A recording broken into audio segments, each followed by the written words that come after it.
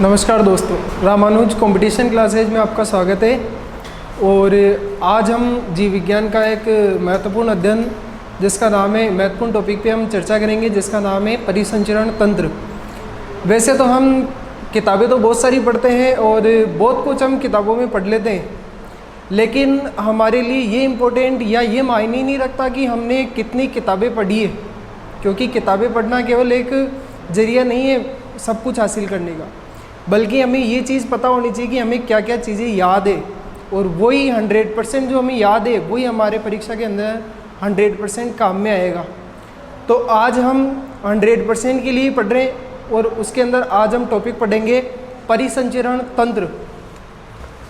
परिसंचरण तंत्र की अगर हम बात करें तो परिसंचरण तंत्र के जो खोज करता है, सबसे पहले तो उनका नाम जानते हैं कि जो परिसंचरण तंत्र की खोज करता है, जिन्होंने परिसंचरण तंत्र की खोज करी थी, तो खोज करता है हमारे विलियम हार्वे। खोजकर्ता कौन है? हमारे विलियम हार्वे। विलियम हार्वे नामक वैज्ञानिक ने परिसंचरण तंत्र की खोज करी थी। विलियम हार्वे जो कि जीव विज्ञान के एक महान ही वैज्ञानिक हुए, जिन्होंने परिसंचरण की खोज की थी।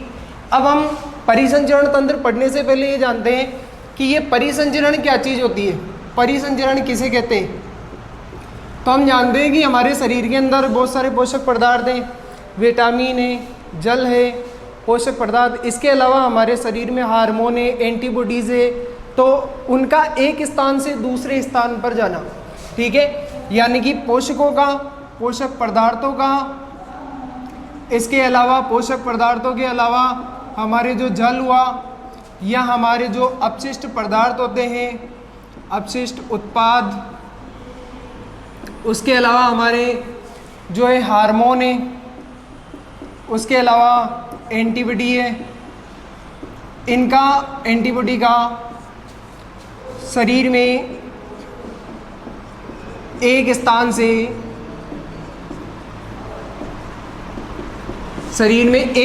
से दूसरे स्थान तक परिवहन करना,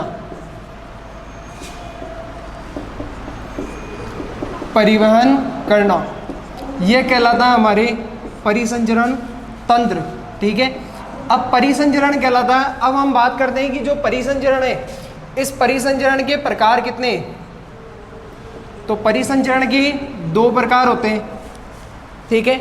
एक होता है हमारे खुला परिसंचरण और एक होता है हमारे बंद परिसंचरण। खुला परिसंचरण और एक हमारे हो गया बंद परिसंचरण। दो प्रकार के परिसंचरण पाए जाते हैं, ठीक है। अब जो ये खुला परिसंचरण होता है, इसके अंदर क्या होता है, देखो कि खुला और बंद परिसंचरण सीधे से हम बात कर सकते हैं कि जो खुला परिसंचरण होता है, इसमें जो रक्त होगा, रक्त सीधे ही ऊतकों के संपर्क में होगा, रक्त सीधे ही ऊतकों के संपर्क में होगा। और जो बंद परिसंचरण होगा, इसमें रक्त जो होगा वो ऊतकों के संपर्क में, सीधे ही ऊतकों के संपर्क में, रक्त सीधे ही ऊतकों के संपर्क में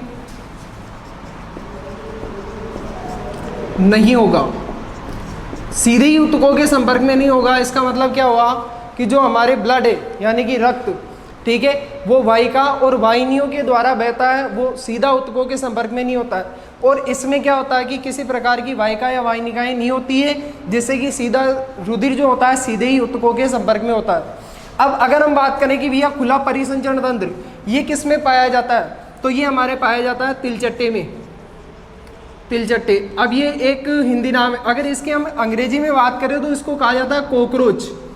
जो कॉकरोच होता है उसके अंदर हमारे खुला परिसंचरण पाया जाता है, ठीक है। इसके अलावा हमारे घोंघा हो गया, सीपी हो गई, सीप, इसके अंदर खुला परिसंचरण पाया जाता है। अगर बंद परिसंचरण की हम बात करें तो बंद परिसंचरण तंत्र होता है स्तनधारियों में, स्तनधारी। अब स्तनधारी के अंदर हम मानव और अन्य जानवर जिन्होंने स्तन धारण कर रखे हैं, ठीक है, इसके अलावा वो सभी जंतु आ जाएंगे जिन्होंने स्तन धारण कर रखे हैं, और अपनी संतानों को पालन पोषण के लिए जिनमें दुग्ध ग्रंथियां पाई जाती है उन सभी में बंद परिसंचरण होता है। इसके अलावा जो उभयचर होते हैं, उभयचर के अंदर हम बात करते हैं विशेषकर मेंढक, इसके अंदर बंद परिसंचरण होता है। ठीक है, तो ये हमने सामान्य से अभी एक जानकारी हासिल करी है कि परिसंचरण तंत्र की खोज किसने की थी, विलियम हार्वे ने की थी।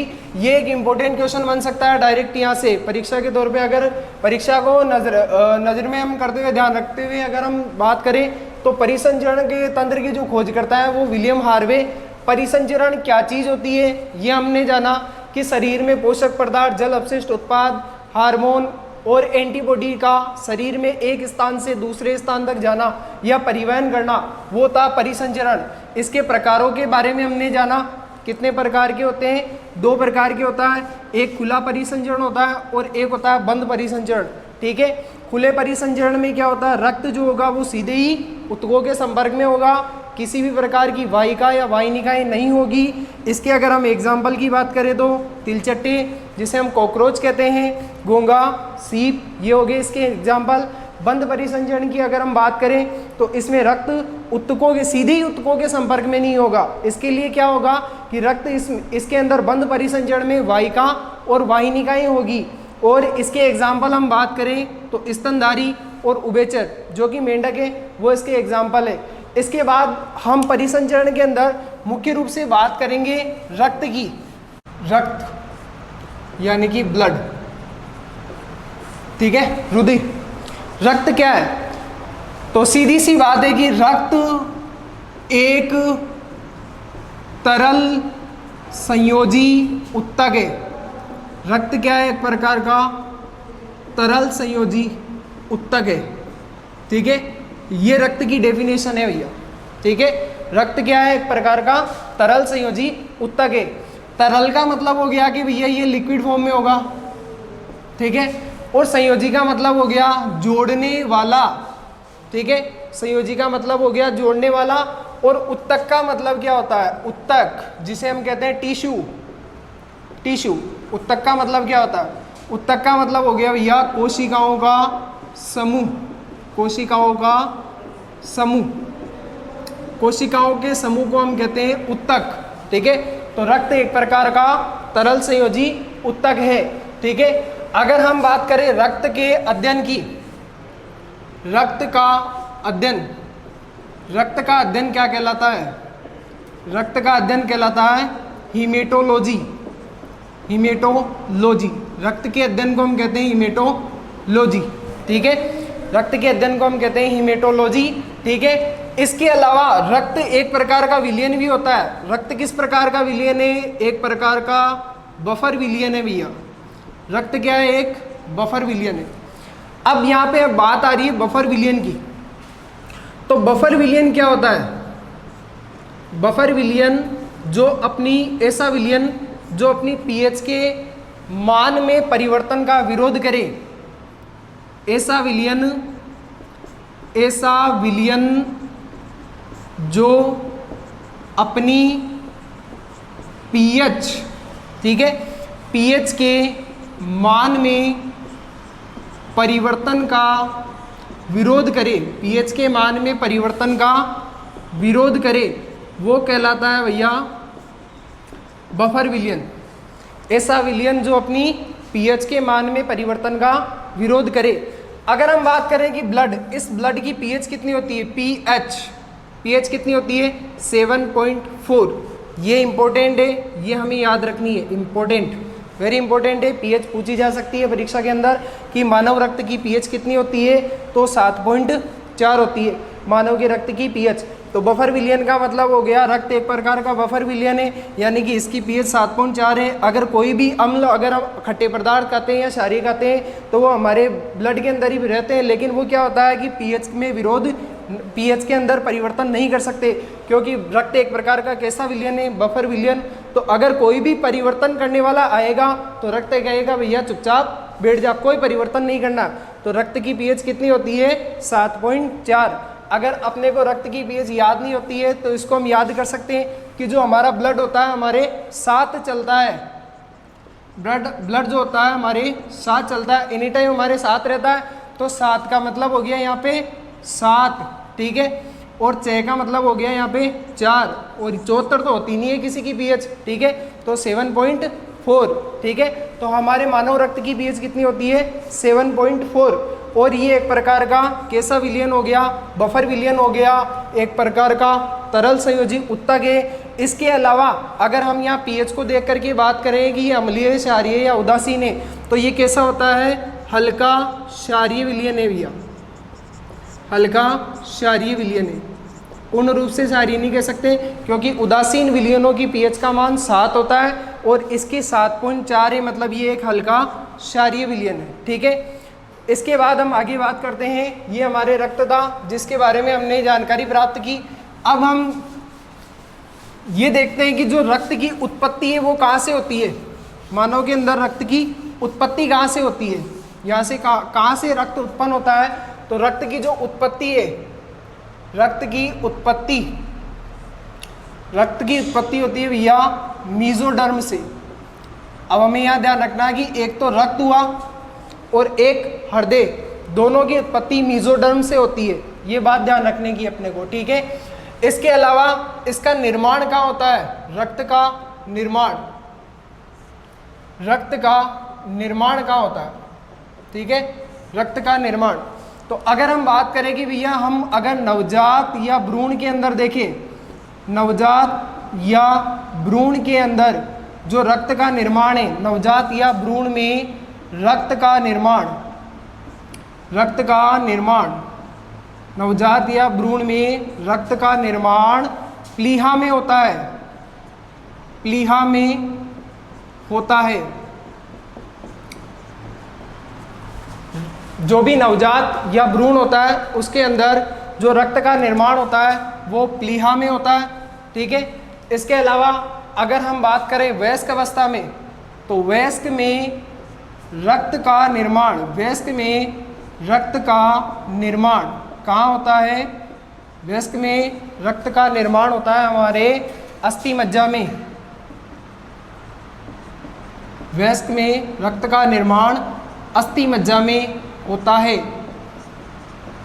अस्थि मज्जा, वयस्क में रक्त का निर्माण अस्थि मज्जा में होता है।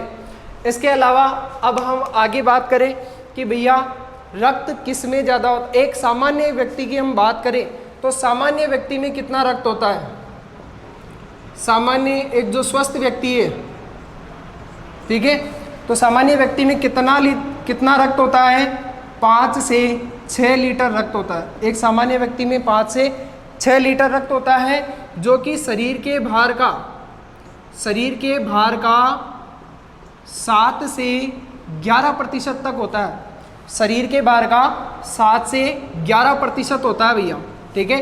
सामान्य व्यक्ति में जो कि स्वस्थ है उसमें कितना रक्त होगा, 5 से 6 लीटर रक्त होगा। शरीर के भार का कितना प्रतिशत, 7 से 11% होगा, ठीक है। इसके अलावा हम देखें कि जो एक तो पुरुष होता है और एक स्त्री होती है मानव के अंदर, तो रक्त किस में ज़्यादा होता है, पुरुष में ज़्यादा होता है। कितना ज़्यादा होता है, ज़्यादा अंतर नहीं है, आधा लीटर ज़्यादा होता है, ठीक है। पुरुष और स्त्री में अगर हम रक्त की बात करें तो आधा लीटर रक्त जो होता है वो पुरुषों में ज़्यादा होता है, ठीक है। जब कभी हम अगर रक्तदान करने जाते हैं तो हम क्या देते हैं, ब्लड ही दान करते हैं, रक्त ही दान करते हैं। वहाँ पे अगर हम देखें रक्तदान के समय, तो रक्तदान के समय जो रक्त होता है हमारे यूनिट में निकाला जाता है, ठीक है। तो वहाँ पे अगर मान लो कि 1 यूनिट रक्त दे के आए तुम, तो 1 यूनिट का मतलब तुमने कितना रक्त दिया है, ठीक है। 1 यूनिट का मतलब हो गया 350 ml रक्त आपने दान किया। 1 यूनिट का मतलब 350 ml इन इंडिया, भारत में 350 ml होता है, अलग अलग कंट्री में अलग अलग हो सकता है, ठीक है। तो भारत के अंदर 1 यूनिट 350 ml होता है। अगर हम यूएसए की बात करें भैया, तो यूएसए के अंदर अगर 1 यूनिट ब्लड आप दान करोगे तो वहाँ पे 1 यूनिट जो होगा वो 420 ml के बराबर होगा, यानी कि इंडिया से ज़्यादा रक्त वहाँ दान किया जाता है, 1 यूनिट के अंदर ज़्यादा रक्त निकाला जाता है, ठीक है। हम 1 यूनिट में 350 ml मानते हैं यहाँ पे, ठीक है, 350 ml रक्त दान करते हैं। अगर आप इसका स्क्रीनशॉट खींचना चाहें तो खींच लीजिए। इसके बाद हम आगे बात करते हैं, ठीक है। तो देखो अब स्क्रीनशॉट ले लिया। इसके बाद अब हम बात करते हैं, देखो कि जब हम रक्तदान करते हैं तो रक्तदान करने के बाद में हम रक्त को क्या करते हैं भैया, जो रक्तदान के बाद में हमने रक्तदान के बाद रक्त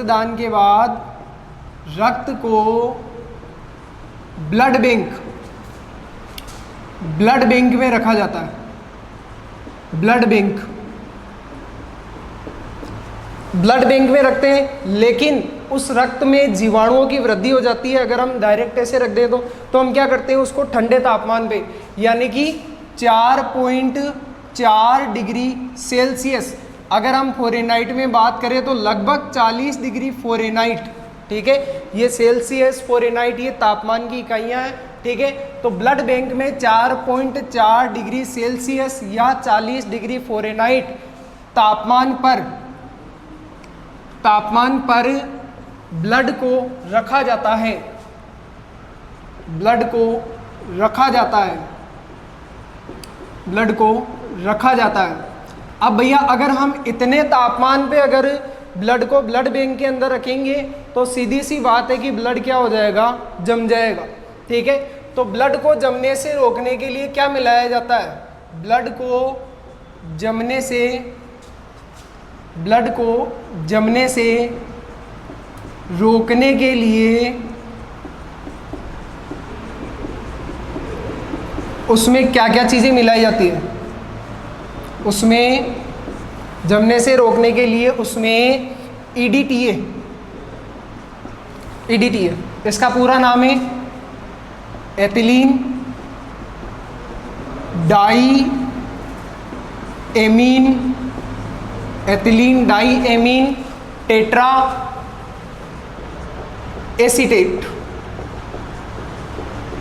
ethylene diamine tetra acetate ये मिलाया जाता है। इसके अलावा कैल्शियम ऑक्सलेट, कैल्शियम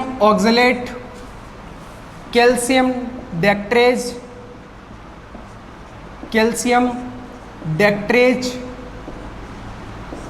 व सोडियम साइट्रेट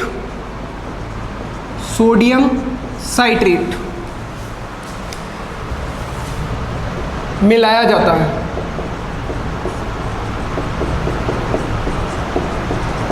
ठीक है। यानी कि ब्लड को जमने से रोकने के लिए हम उसमें क्या क्या चीज़ें मिला के रखते हैं, क्योंकि हमने बात करी थी ब्लड को जब रक्त दान करने के बाद में जो रक्त होता है उसको हम 4.4 डिग्री सेल्सियस तापमान पर हम क्या कर देते हैं भैया, ब्लड को ब्लड बैंक के अंदर रख देते हैं 4.4 डिग्री सेल्सियस पे। अब वहाँ पे क्या होगा कि 4.4 डिग्री सेल्सियस पे वो ब्लड जो होगा जमने लग जाएगा। तो जमने से रोकने के लिए हम क्या करते हैं, EDTA यानी कि ethylene diamine tetra acetate, ठीक है। इसके अलावा कैल्शियम ऑक्सलेट, कैल्शियम डेक्ट्रेज और सोडियम साइट्रेट ये यौगिक हम क्या करते हैं, मिला करके उसमें रखते हैं ताकि ब्लड जो हो वो जमे नहीं। इसके बाद आप इसका स्क्रीनशॉट ले लीजिए। इसके बाद हम आगे बात करते हैं। तो देखो अभी हमने बात करी थी भी क्या कि रक्त को जमने से रोकने के लिए हम क्या क्या चीज़ें मिला के रखते हैं। अब हम बात करते हैं रक्त के संगठन की, यानी कि रक्त का संगठन। रक्त के अंदर क्या क्या चीज़ें होती है, रक्त का संगठन। तो जो हमारा रक्त होता है ब्लड, ठीक है, इस ब्लड के अंदर दो ही चीज़ें होती हैं मात्र केवल। एक होती है हमारे प्लाज्मा और एक होती है हमारे कणिकाएं, ठीक है। प्लाज्मा कौन सी अवस्था के अंदर होता है, प्लाज्मा द्रव अवस्था में पाया जाता है, द्रव अवस्था के अंदर प्लाज्मा द्रव अवस्था में, कणिकाएं ठोस अवस्था में, ठोस अवस्था में। ब्लड के अंदर दो ही चीज़ें होती है, एक होता है हमारे प्लाज्मा और दूसरी होती है हमारे कणिकाएं, ठीक है। अगर हम बात करें प्लाज्मा, रक्त के अंदर जो प्लाज्मा होता है कितने प्रतिशत होता है, रक्त का 55% प्लाज्मा होता है और 45% कणिकाएं होती है।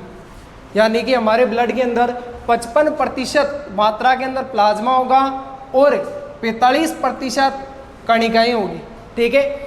ये प्लाज्मा जो होगा द्रव अवस्था में होगा और कणिकाएं जो होगी ये ठोस अवस्था में होगी। ठीक है, इसके अंदर बात करें हम प्लाज्मा, ठीक है, प्लाज्मा के अंदर हम बात करें कि प्लाज्मा के अंदर क्या क्या चीज़ें होती है, तो प्लाज्मा के अंदर 90 से 92% जल पाया जाता है और ये इम्पोर्टेंट है, पूछा जा सकता है प्लाज्मा के अंदर कितने प्रतिशत मात्रा के अंदर जल पाया जाता है।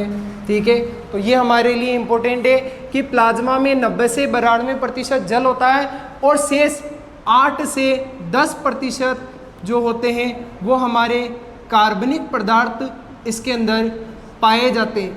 अब उन कार्बनिक पदार्थों के कुछ के नाम पूछ लिए जाते हैं, जैसे कि कार्बनिक पदार्थों में हम बात करें तो इसके अंदर हमारे ग्लूकोज होगा, इसके अलावा वसीय अम्ल जो होता है वसीय अम्ल होगा, इसके अलावा अमीनो अम्ल जो होता है वो अमीनो अम्ल भी इसके अंदर पाया जाता है। ठीक है, और इसके अलावा जो ग्लोबुलिन प्रतिरक्षी होती है, ग्लोबुलिन माफ कीजिएगा दोस्तों, ग्लोबुलिन ये एक प्रकार की क्या है, ये एक प्रतिरक्षी है। ठीक है, ग्लोबुलिन प्रतिरक्षी।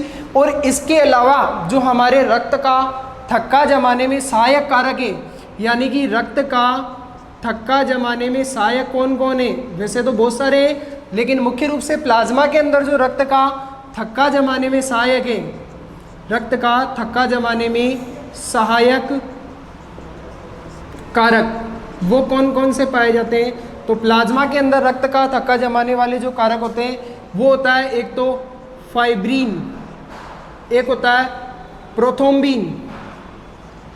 प्रोथ्रोम्बिन, ये हमारे प्लाज्मा के अंदर पाए जाते हैं। यानी कि 90 से 92% प्लाज्मा के अंदर जल होता है, तभी तो ये द्रव अवस्था में, और इसके अलावा 8 से 10% कार्बनिक पदार्थ होते हैं। उन कार्बनिक पदार्थों में ग्लूकोज होता है, वसीय अम्ल होता है, अमीनो अम्ल होता है और ग्लोबुलिन प्रतिरक्षी होती है एक प्रकार की, और रक्त का थक्का जमाने में जो सहायक कारक है वो है फाइब्रिन और प्रोथ्रोम्बिन। ये पूछे जा सकते हैं हमारे से कि रक्त का थक्का जमाने में सहायक कौन से हैं, तो फाइब्रिन और प्रोथ्रोम्बिन। कहीं कहीं पे आपको ये फाइब्रिनोजन भी मिलेगा, वो भी सही है, इसको हम फाइब्रिनोजन भी कह सकते हैं और फाइब्रिन भी हम इसको कह सकते हैं, फाइब्रिनोजन।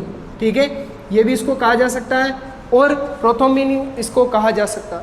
तो आप इसका स्क्रीनशॉट ले लीजिए, उसके बाद हम आगे की बात करते हैं।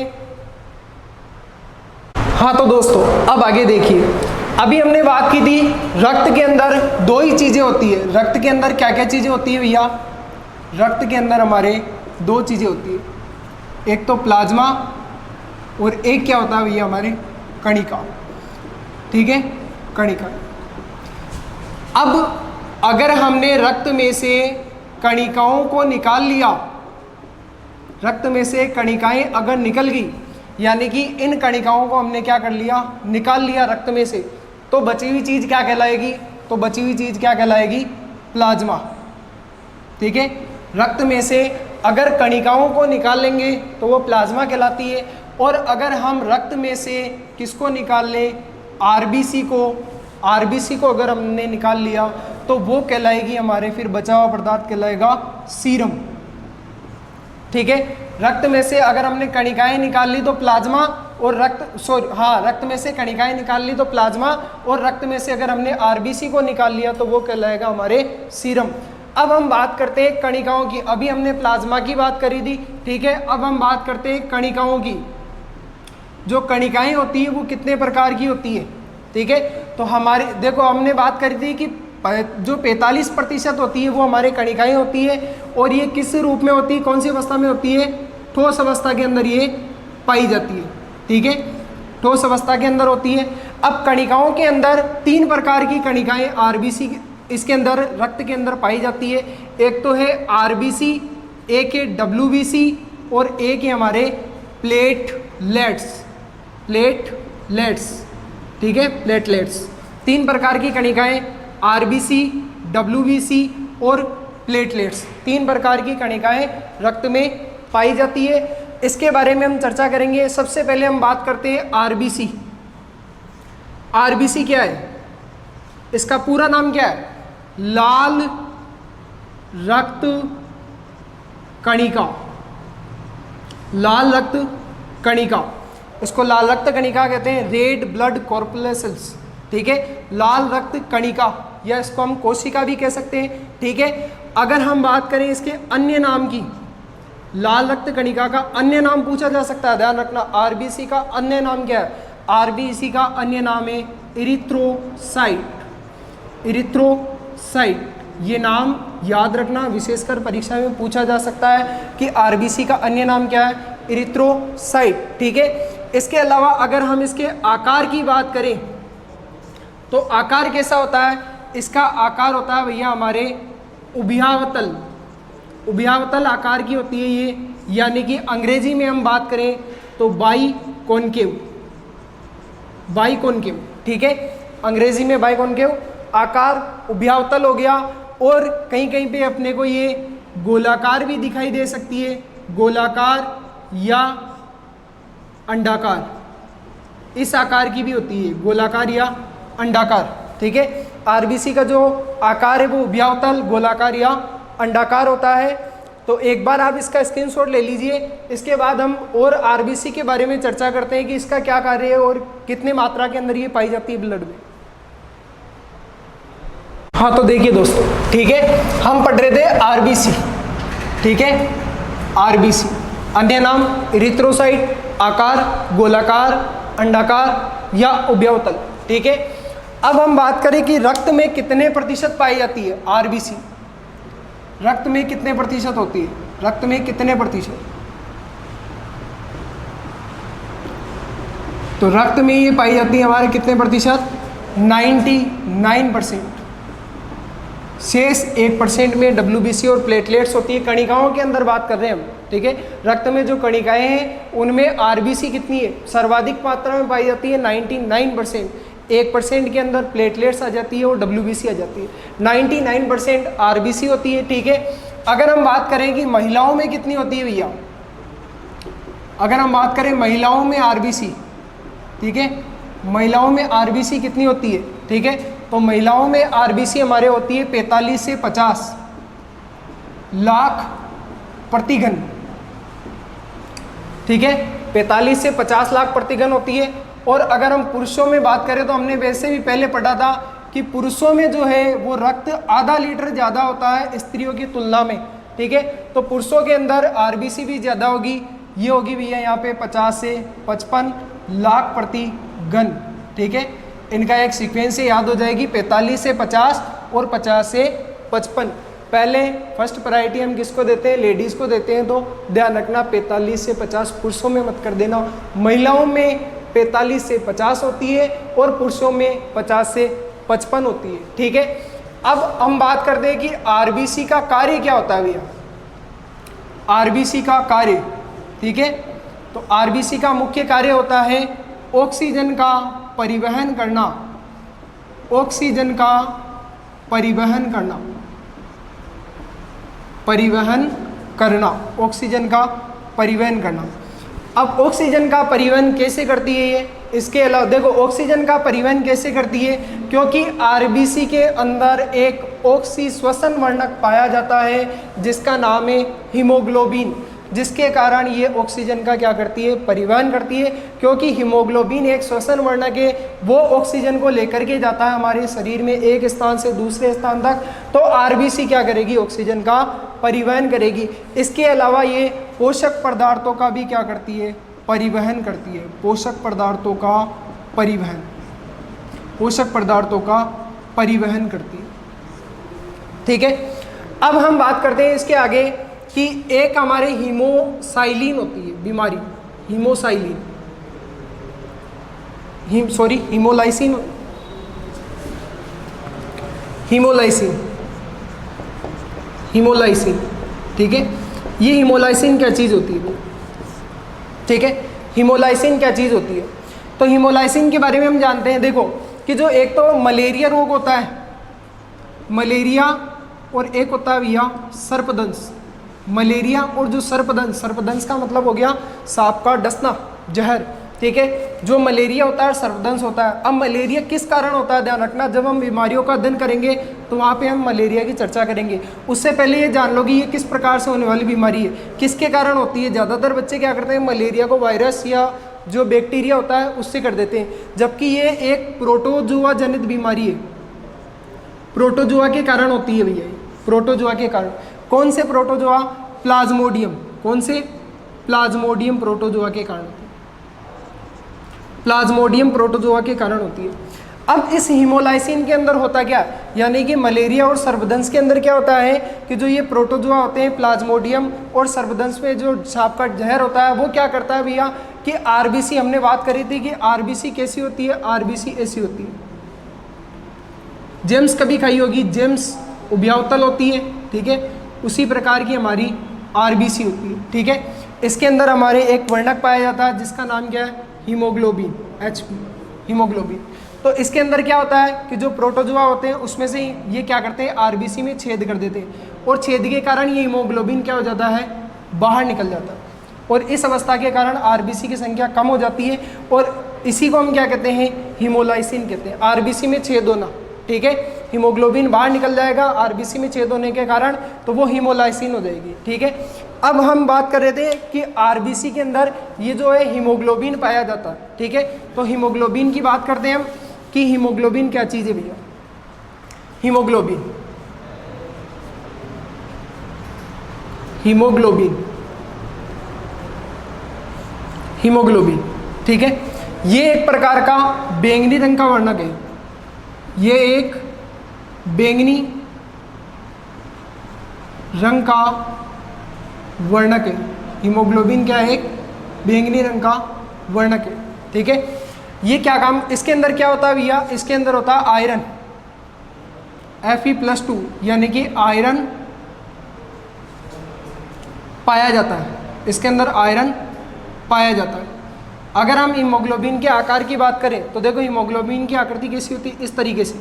इसमें 4 पॉलीपेप्टाइड श्रृंखलाएं जुड़ी हुई होती है, इस तरीके से 4 पॉलीपेप्टाइड श्रृंखलाएं जुड़ी हुई होती है, ठीक है। जो एक पॉलीपेप्टाइड श्रृंखला होती है, ये एक पॉलीपेप्टाइड श्रृंखला, ये 4 पेप्टाइड श्रृंखलाएं हैं, इसमें से एक पेप्टाइड श्रृंखला क्या करती है, एक ऑक्सीजन के अणु का क्या करती है, परिवहन करती है। तो सिंपल सी बात है भैया कि अगर एक पेप्टाइड श्रृंखला, एक पेप्टाइड श्रृंखला, एक पेप्टाइड श्रृंखला, एक पेप्टाइड श्रृंखला एक ऑक्सीजन के अणु का परिवहन करती है, एक पेप्टाइड श्रृंखला एक ऑक्सीजन के अणु का परिवहन करती है। तो अब बताओ कि एक हीमोग्लोबिन, एक हीमोग्लोबिन, एक हीमोग्लोबिन कितने ऑक्सीजन का, एक हीमोग्लोबिन कितने ऑक्सीजन का परिवहन करेगा, यानी कि एक हीमोग्लोबिन का जो अणु है, एक हीमोग्लोबिन का अणु कितने ऑक्सीजन का परिवहन करेगा। तो देखो हमने बात करी थी कि जो अगर हम एक हीमोग्लोबिन के अणु की हम बात करें, एक हीमोग्लोबिन का अणु है, इसके अंदर कितनी पेप्टाइड श्रृंखला, 1 2 3 और 4, और एक श्रृंखला जो है इसका एक पेप्टाइड श्रृंखला है, एक पेप्टाइड एक ऑक्सीजन का परिवहन करती है। तो भैया 1 और 1 कितने हो गए, 2 और 1 3 और 1 4, यानी कि एक हीमोग्लोबिन कितने ऑक्सीजन का परिवहन करेगा, 4 ऑक्सीजन का। ये हमारा उत्तर है। O2 का मतलब हो गया ऑक्सीजन, यानी कि एक पेप्टाइड श्रृंखला एक ऑक्सीजन के अणु का परिवहन करती है, तो एक हीमोग्लोबिन अणु जो होता है वो कितने ऑक्सीजन का परिवहन करेगा, 4 ऑक्सीजन का परिवहन करेगा। आप इसका स्क्रीनशॉट ले लीजिए, इसके बाद हम आगे बढ़ते हैं। अब देखिए हम जानते हैं आरबीसी का रंग, आरबीसी का रंग यानी कि लाल रक्त कणिका का रंग कैसा होता है भैया, लाल, नाम से ही पता है लाल रक्त कणिका, इसका रंग कैसा होगा, लाल होगा। अब ये लाल रंग का कारण क्या है, ठीक है, लाल रंग के कारण क्या भैया, इसके कारण क्या है लाल रंग के, किस कारण रंग जो होता है वो लाल होता है। तो सबसे पहली बात तो है भैया कि जो हमारे रक्त का आरबीसी के अंदर आरबीसी का रंग भी लाल होता है, और अगर हम बात करें रक्त का, ठीक है, तो रक्त का रंग भी कैसा होता है, रक्त का रंग कैसा होता है? रक्त का रंग लाल होता है। अब लाल किस कारण होता है? देखो रक्त के रंग की बात कर रहे हैं हम, रक्त का रंग किस कारण लाल होता है? तो सबसे पहली बात तो है भैया आरबीसी के कारण, ठीक है। अगर ऑप्शन में हमें आरबीसी मिले तो हम आरबीसी करेंगे, ठीक है। दूसरा कारण है ऑक्सी हीमोग्लोबिन, ऑक्सी हीमोग्लोबिन वर्णक के कारण, ऑक्सी हीमोग्लोबिन वर्णक के कारण, ठीक है। इसके कारण और इसके बाद में है भैया आयरन, Fe+2 आयरन के कारण। आयरन मतलब लोह तत्व, ठीक है। यानी कि हमारे रक्त का रंग जो होता है, देखो आरबीसी का रंग तो लाल होता ही है, सिंपल सी बात है कि लाल रक्त कणिका है, रंग लाल होगा। लेकिन हम बात कर रहे हैं रक्त के रंग की, रक्त का रंग भी कैसा होता है? लाल होता है। अब मानव के रुधिर का रंग लाल क्यों होता है, किस कारण होता है? तो मान लो कि अगर ऑप्शन में आरबीसी आ जाए तो आरबीसी तो करना ही है, लेकिन अगर मान लो इसके अलावा दूसरा मान लो आरबीसी नहीं है, वहाँ पे आ जाए ऑक्सी हीमोग्लोबिन वर्णक, तो हम क्या करके आएंगे? ऑक्सी हीमोग्लोबिन वर्णक, ठीक है। अब हीमोग्लोबिन तो खुद ही बैंगनी रंग का वर्णक है, फिर भी लाल होता है, क्यों? क्योंकि भैया इसमें क्या पाया जाता है? लोह तत्व पाया जाता है, हीमोग्लोबिन में लोह तत्व होता है, यानी कि आयरन के कारण। तो आयरन के कारण भी लाल होता है, ऑक्सी हीमोग्लोबिन के कारण भी लाल होता है, और आरबीसी के कारण भी लाल होता है। अब देखो आरबीसी में कौन? हीमोग्लोबिन, और हीमोग्लोबिन में कौन? Fe+2। तो ऑप्शन में जो भी हमें दिख जाए वो हमें करना है, ठीक है। अगर आरबीसी दिखे, ज़्यादा फैक्ट क्या हो कि ज़्यादा तो हमें यह ऑक्सी हीमोग्लोबिन याद करना है, क्योंकि ज़्यादातर परीक्षाओं में यही सवाल पूछा जाता है, डायरेक्ट ऑप्शन में ये मिल जाता है ऑक्सी हीमोग्लोबिन वर्णक। तो ऑक्सी हीमोग्लोबिन वर्णक हम करके आएंगे। इसके अलावा नहीं मिले तो ये 3 कारण है कि रक्त का रंग लाल क्यों होता है, ठीक है। अब मान लो कि आरबीसी की कमी हो जाए, आरबीसी की कमी के कारण, आरबीसी की कमी के कारण एनीमिया हो जाता है भैया, एनीमिया रोग हो जाता है। आरबीसी की कमी के कारण एनीमिया रोग हो जाता है, ठीक है। अब एनीमिया भी अलग अलग प्रकार के, हमें 2 प्रकार के ध्यान रखने भैया। एक तो सामान्य एनीमिया, सामान्य एनीमिया, ये सामान्य एनीमिया किसके कारण होगा? लोह तत्व की कमी के कारण, लोह तत्व की कमी से सामान्य एनीमिया हो जाता है, जिसके अंदर हमारा चेहरा पीला पड़ जाता है रक्त की कमी के कारण, ठीक है। एक होता है हमारे sickle cell anaemia, sickle cell anaemia अंग्रेजी में नाम है, ये अंग्रेजी का नाम है इसका, सिकल सेल एनीमिया। अगर हम हिंदी की बात करें तो सिकल सेल एनीमिया को कहा जाता है दात्र अरक्ता कोशिका, ठीक है, दात्र अरक्ता कोशिका, सिकल सेल एनीमिया। ध्यान रखना भैया ये एक प्रकार की आनुवंशिक रोग है, ये आनुवंशिक रोग है, सिकल सेल एनीमिया एक आनुवंशिक रोग है, ठीक है। इसका कारण क्या है, किस कारण होता है भैया?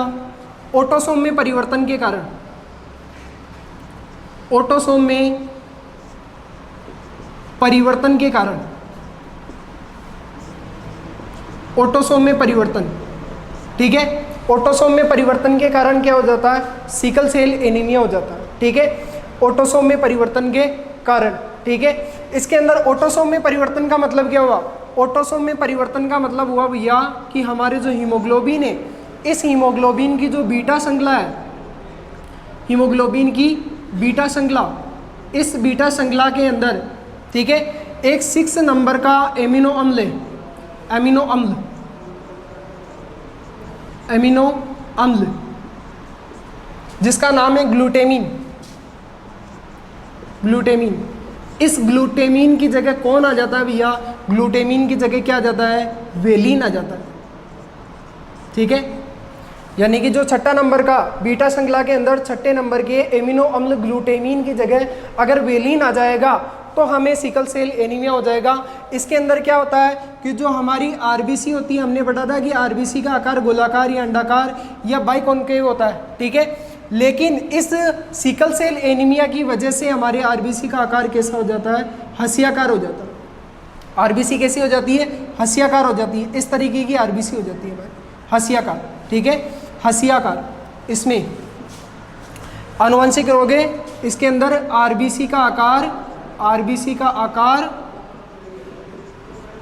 हंसियाकार हो जाता है।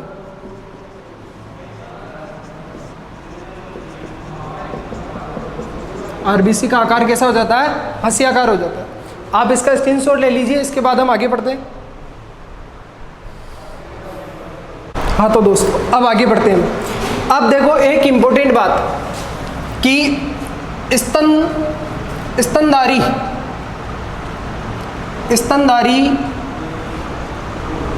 की आरबीसी में केंद्रक नहीं पाया जाता है। स्तनधारी की आरबीसी में केंद्रक नहीं पाया जाता है, ठीक है। स्तनधारी की आरबीसी में केंद्रक नहीं पाया जाता है, बहुत ही इंपॉर्टेंट सवाल है, ठीक है।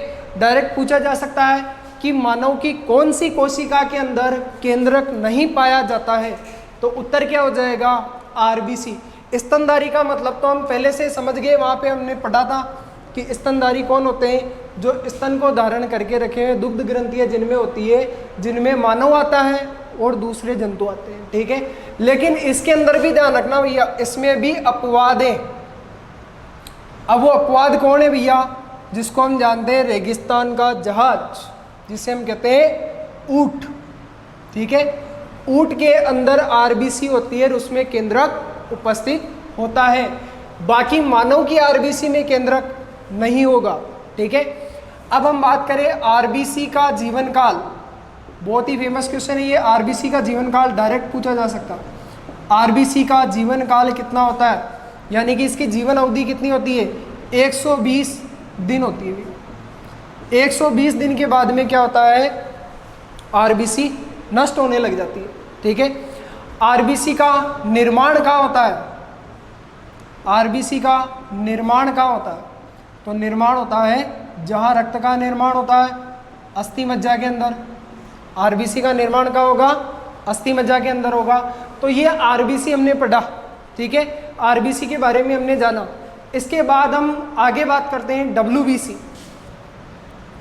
डब्ल्यूबीसी यानी कि श्वेत रक्त कणिका, श्वेत रक्त कणिका।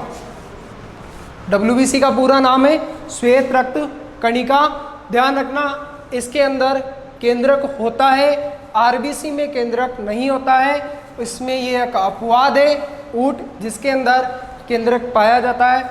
अब इसके अन्य नाम की बात करें, ये ध्यान रखना कि आरबीसी का अन्य नाम इरिथ्रोसाइट था और इसका अन्य नाम ल्यूकोसाइट है। ल्यूकोसाइट। आरबीसी का अन्य नाम क्या था? इरिथ्रो, और इसका नाम है ल्यूकोसाइट, ठीक है। अब इसकी बात करें जीवन काल, इसका कितना होता है? मैक्सिमम 1 सप्ताह होता है, और वैसे अगर हम बात करें तो 4 से 7 दिन, ज़्यादा से ज़्यादा 1 सप्ताह जीवित रह सकती है। बाकी इसका जीवन काल 4 से 7 दिन का होता है। अगर इसकी संख्या बात करें कि कितनी होती है मानव के अंदर, ठीक है, तो संख्या में ये होती है 6000 से 10,000 के बीच, कितनी भी हो सकती है, 6000 से 10,000 तक डब्ल्यूबीसी होती है, ठीक है। ये एक केंद्रक युक्त कोशिका है, ध्यान रखना, ये केंद्रक युक्त है, यह केंद्रक युक्त है, ठीक है। डब्ल्यूबीसी के अंदर केंद्रक पाया जाता है, जबकि आरबीसी में केंद्रक नहीं पाया जाता है। इसके बाद हम बात करते हैं डब्ल्यूबीसी के प्रकारों की, ठीक है। यानी कि जो डब्ल्यूबीसी होती है, श्वेत रक्त कणिका, ये कितने प्रकार की होती है भैया?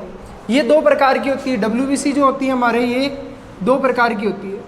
एक होती है कणिका में, जिसे हम ग्रेन्यूल कहते हैं, और एक होती है अकणिका में, अकणिका में, ठीक है, जिसे हम अग्रेन्यूल कहते हैं, कणिका में और अकणिका में, ठीक है। कणिका में की अगर हम बात करें तो ये 3 प्रकार की होती है, ठीक है। 3 प्रकार की कौन कौन सी होती है भैया? एक तो होती है हमारे न्यूट्रोफिल, न्यूट्रोफिल होती है कणिका में। एक हमारे कौन सी होती है? एक हमारे होती है बेसोफिल होती है। न्यूट्रोफिल, बेसोफिल और एक होती है हमारे इयोसिनोफिल। इयोसिनोफिल, न्यूट्रोफिल, बेसोफिल और इयोसिनोफिल। ठीक है, रक्त में ये WBC के अंदर 65% होती है, ये जो होती है 0.1 से 1% होती है। ठीक है, और ये जो होती है इयोसिनोफिल 1 से 4% तक होती है। ठीक है, अब इसके अंदर हम बात करें कि WBC, ठीक है, WBC के अंदर सर्वाधिक मात्रा में पाई जाने वाली कणिका कौन सी है, तो न्यूट्रोफिल। WBC के अंदर, और अगर हम बात कर ले कि भैया मानव के रक्त में सर्वाधिक मात्रा में कौन सी WBC पाई जाती है, तो न्यूट्रोफिल, क्योंकि 65% ये होती है, तो सबसे ज़्यादा यही होती है। ठीक है, और ये क्या काम करती है, बाहर से कोई भी जीवाणु आता है तो उसका भक्षण करती है, इसलिए हम WBC को क्या कहते हैं, सैनिक कणिका।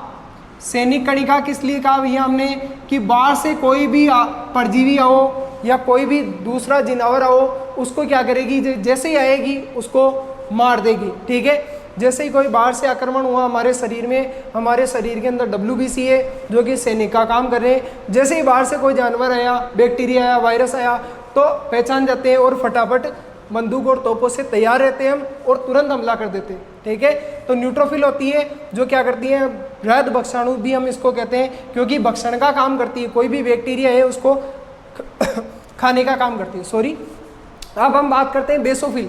ठीक है, बेसोफिल ये क्या करती है भैया, बेसोफिल एक पदार्थ उत्पन्न करती है, हिस्टामिन। हिस्टामिन उत्पन्न करती है, और ये हिस्टामिन क्या काम करता है भैया, ये एलर्जी क्रियाओं में काम में आता है, एलर्जी क्रियाओं में प्रयुक्त होता है, एलर्जी क्रियाओं में प्रयुक्त होता है। यानी कि अगर मान लो हमें कभी एलर्जी हुई ना, तो एलर्जी होने पे हमारे शरीर के अंदर बेसोफिल की जो संख्या होगी वो बढ़ जाएगी। ठीक है, क्योंकि यहाँ से क्या निकला, हिस्टामिन, और हिस्टामिन क्या करता है, एलर्जी क्रियाओं में प्रयुक्त होता है। एलर्जी होगी तो उससे लड़ने के लिए तो कोई ना कोई चाहिए, तो ये हिस्टामिन निकलता है। कहाँ से निकलता है, बेसोफिल से हिस्टामिन निकलता है, और जो कि एलर्जी क्रियाओं में काम में आता है। अगर इयोसिनोफिल की बात करें, इयोसिनोफिल, तो इयोसिनोफिल क्या करती है भैया, ये संक्रमण से लड़ती है, संक्रमण से लड़ती है। यानी कि भैया अगर कोई संक्रमित जीव आ जाता है, कोई भी मान लो कि संक्रमण होगा, तो संक्रमण होने पर इयोसिनोफिल क्या हो जाती है, सक्रिय हो जाती है और लड़ने लग जाती है। तो आप इसका स्क्रीनशॉट ले लीजिए, उसके बाद हम आगे चलते हैं। हाँ तो दोस्तों अब आगे चलते हैं। देखो WBC की हम बात कर रहे थे, श्वेत रक्त कणिका WBC। इसमें हमने पढ़ा WBC दो प्रकार की, कणिका में और दूसरी अकणिका में। अंग्रेजी में इसको कहते हैं ग्रेन्युअल और अग्रेन्युअल, कणिका में और अकणिका में। ठीक है, इसमें अगर हम बात करें कणिका में 3 प्रकार की होती है, हमने पढ़ी थी अभी अभी। ठीक है, एक होती है न्यूट्रोफिल जो कि सर्वाधिक मात्रा में होती है, न्यूट्रोफिल, बेसोफिल और इयोसिनोफिल। इयोसिनोफिल, ठीक है, ये होती है। अब हम बात करें अकणिका में की। ठीक है, अकणिका में 2 प्रकार की होती है, लिम्फोसाइट और मोनोसाइट। लिम्फोसाइट और मोनोसाइट। अगर हम बात करें कि हमारे शरीर में अगर कभी बीमारी होती है तो सर्वप्रथम रोगों से लड़ने में जो सहायक है, यानी कि प्रथम प्रतिरक्षा का जो कार्य करती है, वो होती है लिम्फोसाइट। ठीक है, प्राथमिक प्रतिरक्षा प्रदान करने वाली कोशिका, प्राथमिक प्रतिरक्षा प्रदान करती है, प्राथमिक प्रतिरक्षा प्रदान करती है। अगर प्रश्न में आ जाए कि निम्न में से प्राथमिक प्रतिरक्षा प्रदान करने वाली कोशिका कौन सी है, लिम्फोसाइट, मोनोसाइट, बेसोफिल या न्यूट्रोफिल, तो हमारा उत्तर क्या होगा, लिम्फोसाइट। सर्वप्रथम प्रतिरक्षा प्रदान करने वाली लिम्फोसाइट है। ठीक है, इसके बाद अगर मान लो कि हमारे जो WBC है, इस WBC की रक्त में संख्या बढ़ रही है भैया, किसमें, हजारों में। अगर WBC की रक्त में संख्या हजारों में बढ़ रही है तो एलर्जी हो सकती है।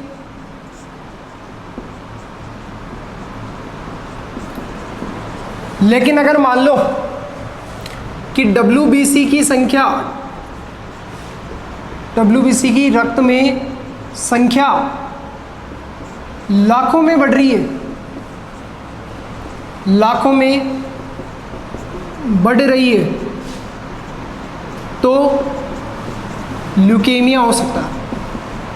ल्यूकेमिया, ल्यूकेमिया क्या होता है? Blood cancer, blood cancer.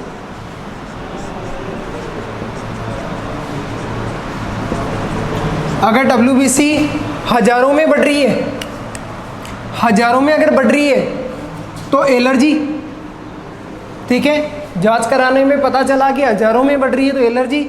और अगर मान लो कि लाखों में बढ़ रही है तो ल से लाख और ल से ल्यूकेमिया, ठीक है। ल्यूकेमिया मतलब ब्लड कैंसर। अगर WBC लाखों में बढ़ेगी तो ल्यूकेमिया हो सकता है, हमें रक्त कैंसर हो सकता है, ब्लड कैंसर हो सकता है, ठीक है। और अगर हजारों में बढ़ रही है तो एलर्जी है। और एलर्जी में हमें पता है कि कौन सी काम में आती है? बेसोफिल, ठीक है, बेसोफिल काम में आती है, ठीक है। तो एलर्जी में हमारे बेसोफिल बढ़ जाती है रक्त के अंदर। और अगर हम कोशिका की बात करें तो एलर्जी में मास्ट कोशिका बढ़ जाती है, ठीक है। एलर्जी में ऊतकों में, एलर्जी में ऊतकों में मास्ट कोशिका, मास्ट कोशिका बढ़ जाती है, ठीक है। ऊतकों में मास्ट कोशिका बढ़ जाती है, ठीक है, ये ध्यान रखना। अब आप इसका स्क्रीनशॉट ले लो ताकि ये पूरा का पूरा WBC और ये एक बढ़िया सा एक ग्राफ के अंदर आ जाए, उसके बाद हम आगे बात करते हैं। हाँ तो दोस्तों, अब हम कणिका का तीसरा प्रकार जिसका नाम है प्लेटलेट्स, प्लेटलेट्स इंग्लिश नाम है, हिंदी में इसको हम क्या कहते हैं? बिंबाणु, बिंबाणु, ठीक है, प्लेटलेट्स, बिंबाणु। अगर हम बात करें इसके अन्य नाम की,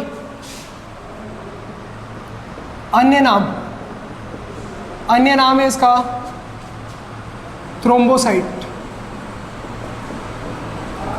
थ्रोम्बोसाइट, अन्य नाम है इसका थ्रोम्बोसाइट, ठीक है। रक्त में संख्या, रक्त में संख्या 1.5 से 3.5 लाख प्रति घन, 1.5 से 3.5 लाख प्रति घन रक्त के अंदर इसकी संख्या होती है, ठीक है। और विशेष बात यह है कि यह भी केंद्रक विहीन होती है, यह भी केंद्रक विहीन होती है। इसका मतलब इसके अंदर भी RBC की तरह केंद्रक नहीं पाया जाता है, केंद्रक विहीन है। RBC की तरह इसमें भी केंद्रक नहीं है प्लेटलेट्स के अंदर, ठीक है। अगर हम बात करें भैया इसके जीवन काल की, जैसे RBC का जीवन काल था हमारे 120 दिन, इसका जीवन काल कितना होता है? इसका जीवन काल होता है 10 दिन। बीमाणु कितने दिन तक होती है? 10 दिन तक जीवित रहती है, ठीक है। अब इसके अंदर बात करें इसका कार्य, कार्य क्या है? तो रक्त का थक्का जमाने में सहायक है भैया, रक्त का थक्का जमाने में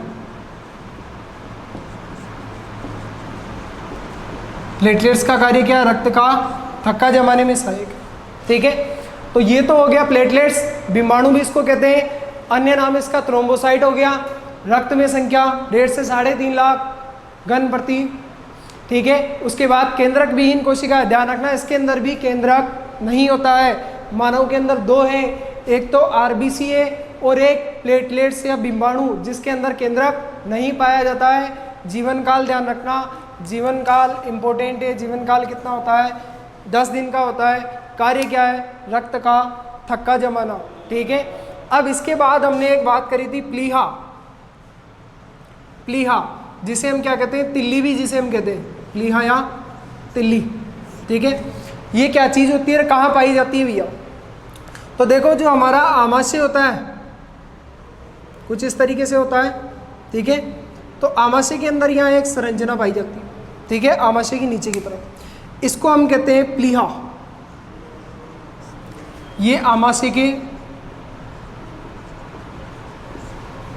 के पास में स्थित होती है,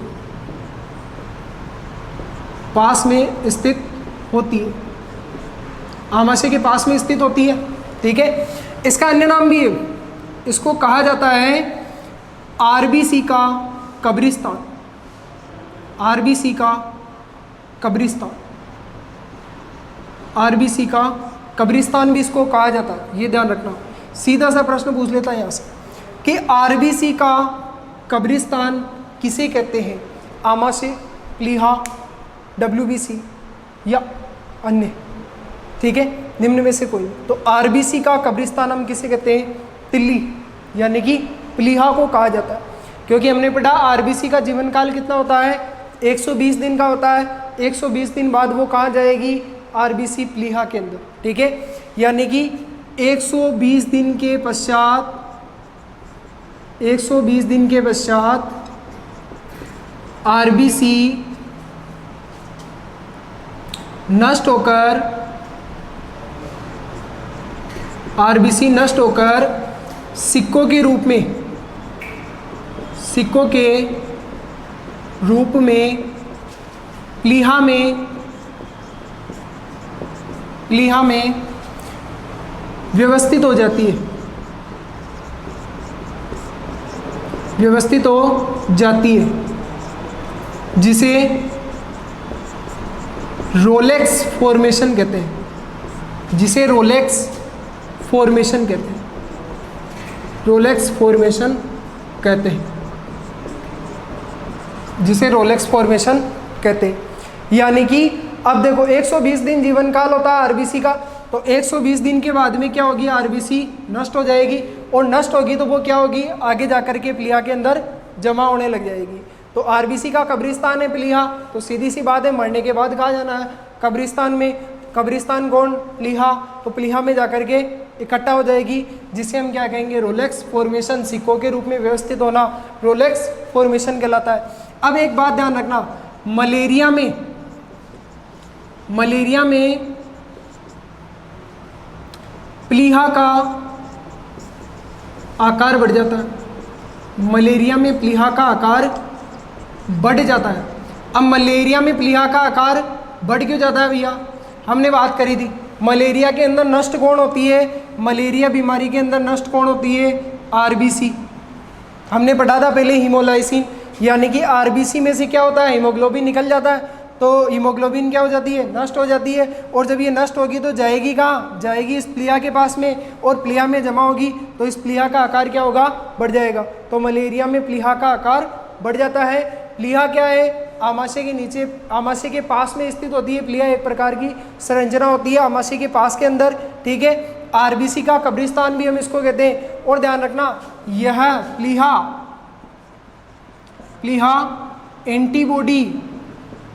एंटीबॉडी का भी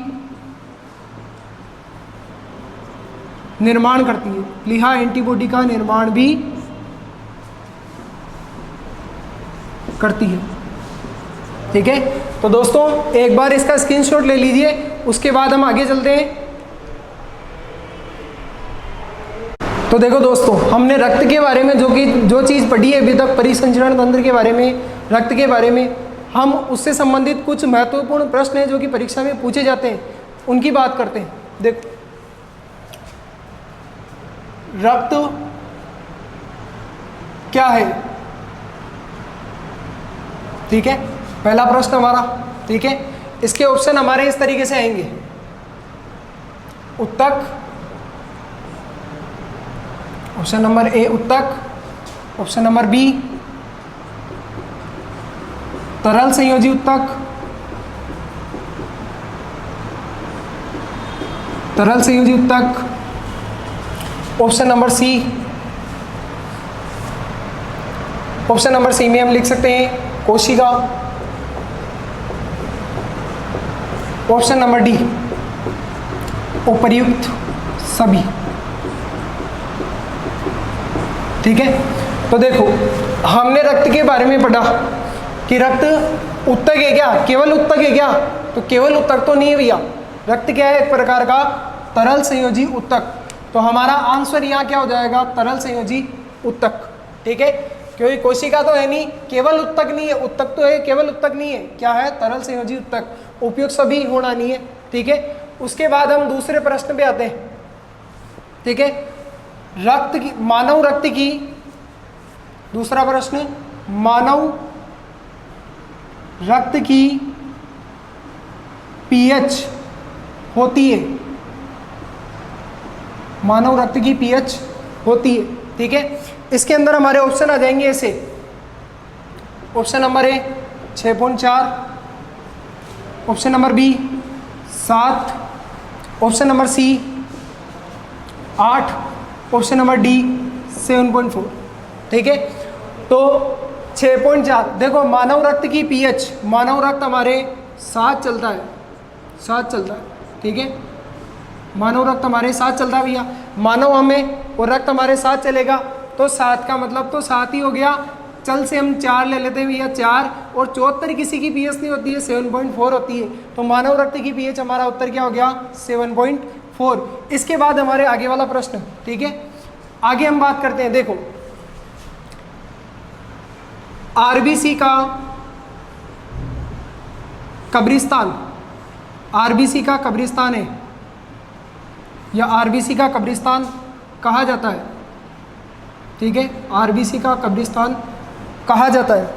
किसको कहा जाता है भैया आरबीसी का कब्रिस्तान? जैसे कि ऑप्शन में आ गया हमारे प्लीहा, दूसरा आ गया यकृत, तीसरा आ गया आमाशय और चौथा आ गया उपयुक्त में से कोई नहीं, नन ऑफ दीज, उपयुक्त में से कोई नहीं, उपयुक्त में से कोई नहीं। ठीक है, तो आरबीसी का कब्रिस्तान अभी हमने पढ़ा था। आरबीसी का कब्रिस्तान हम किसे कहते हैं, प्लीहा को। आरबीसी का कब्रिस्तान किसे कहा जाता है, प्लीहा को। देखो इसके आगे हम बात करते हैं आरबीसी का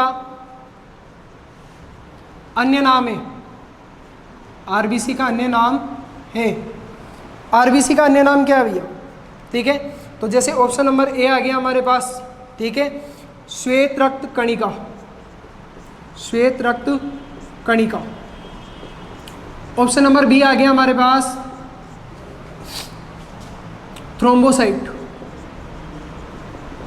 थ्रोम्बोसाइट। ठीक है, ऑप्शन नंबर सी आ गया हमारे पास ल्यूकोसाइट। ठीक है, और ऑप्शन नंबर डी आ गया हमारे पास इरिथ्रोसाइट, इरिथ्रोसाइट। तो देखो WBC का नाम है श्वेत रक्त कणिका, तो ये तो हमारा ऑप्शन हो ही नहीं सकता। थ्रोम्बोसाइट किसका नाम है, प्लेटलेट्स का, ये भी नहीं हो सकता। ल्यूकोसाइट किसका नाम है, ल्यूकोसाइट है हमारे WBC का, तो ऑप्शन कौन सा बचा, इरिथ्रोसाइट। तो आरबीसी का अन्य नाम क्या हो गया, इरिथ्रोसाइट। तो इन क्वेश्चनों को आप नोट कर लीजिए क्योंकि विशेषकर परीक्षा में ये प्रश्न पूछे जाते हैं। ठीक है, आज के लिए इतना ही, इसके बाद हम अगली कक्षा में और आगे पढ़ेंगे। ठीक है, आज के लिए इतना ही, धन्यवाद।